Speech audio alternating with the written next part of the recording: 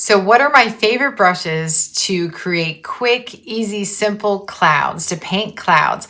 I love my dome brush. That would be my number one. And also love the filbert brush, which has a rounded tip to create clouds with. There's no fuss. You'll love it. They're so quick and easy and simple. So I'm going to show you how much paint to use and what strokes to use in order to create beautiful clouds. I have white, I have black, I have phthalo blue for my paints, okay? White, black, and phthalo blue. The key to this is not to use too much paint, okay? So I'm going to start with my dome brush first. It has densely packed hog bristles in here, and we want to use like this rounded edge right here. So I'm going to wet my brush and I'm going to tap it off on my paint towel. We really don't want any water in there. We just want to soften the bristles, okay? So nice stiff bristles.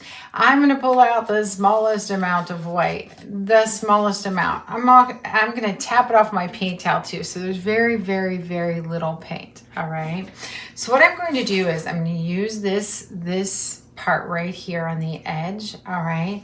I'm going to put that up against my canvas and I'm going to make circular motion. Circular motion. Key is to have to have very little paint, little tiny bit of paint. And then you're going to come down to the bottom when you're almost out of paint. You're going to come to the sides when you're almost out of paint. We'll come back and brighten some areas, and we'll also come back and shade some areas if you like. Sometimes when you're making clouds, you're just making like a little scuff. Like there could be this little cloud above here. The reason why I'm on a black canvas is because I didn't paint in a background like a sky first, and so this is easier to see this way, okay? Circular motion on that edge. I still haven't gotten any more paint. Once you get something like this in, what you would do, let me get my glasses on here, can't see a thing. And so what you do is you get a little bit heavier amount of white on there. See that? It's a little chunkier, all right? So you get that amount, and then still a little much. Then you can go and touch some of these areas and brighten them. So when something is all different shades, it's going to look more three-dimensional. But if you have this like all one shade, it's going to look flat. Always pull out a teeny tiny amount of paint at one time, and then you can start in different areas of this. Take your pressure off, because paint has a lot to do with pressure.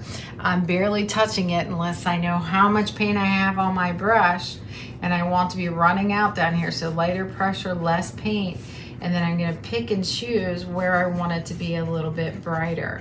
And you can do the same thing with your low lights. I'll show you that in a minute. But look, you could put in a sky in no time. This dome brush is like works magic. It's my favorite to use for clouds. You can even take just a little bit more and lightly just like roll this on your middle finger.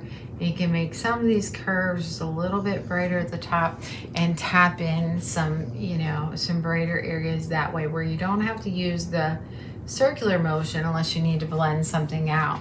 But I also make my clouds, generally they're tapering off to the sides. You don't have like a big block. You don't have like a big oval. You have some ups and downs, and then they taper to the sides, okay? So up here, I would then add some brightness, very little.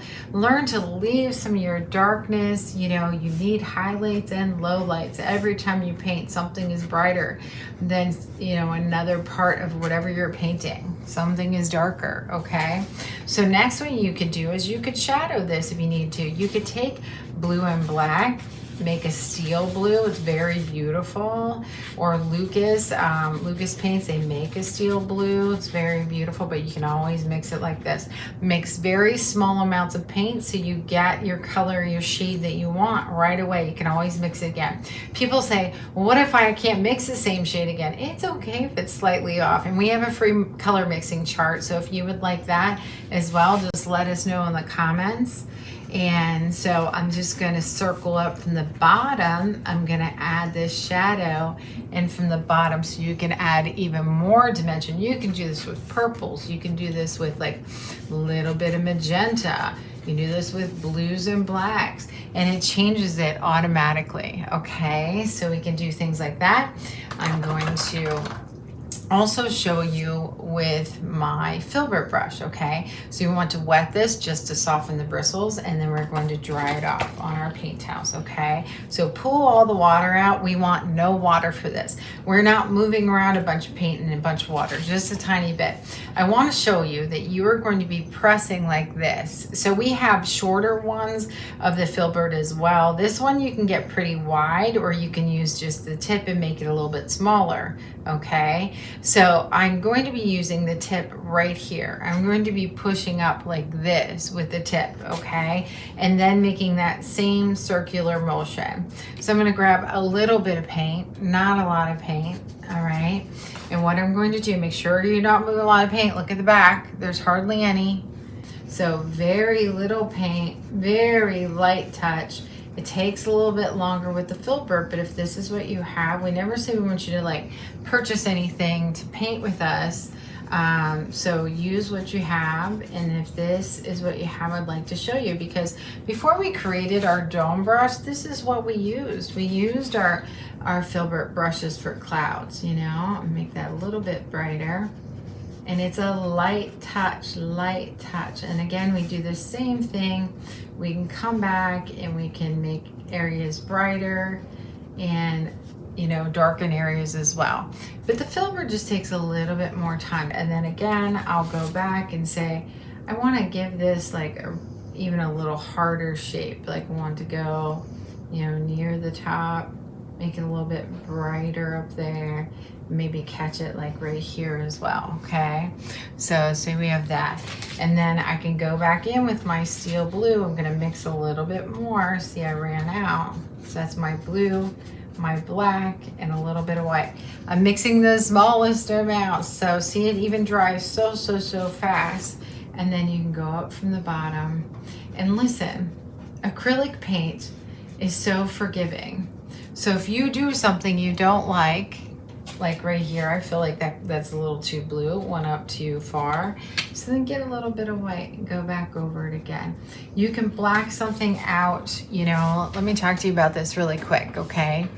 So with acrylic paint, you can wipe anything off. You take your paint towel or a paintbrush, scrub it with a little water, it'll come off. Or wait until it dries and then paint over it. So don't ever feel like your painting's ruined. Don't ever hesitate to try something because it might be a happy accident.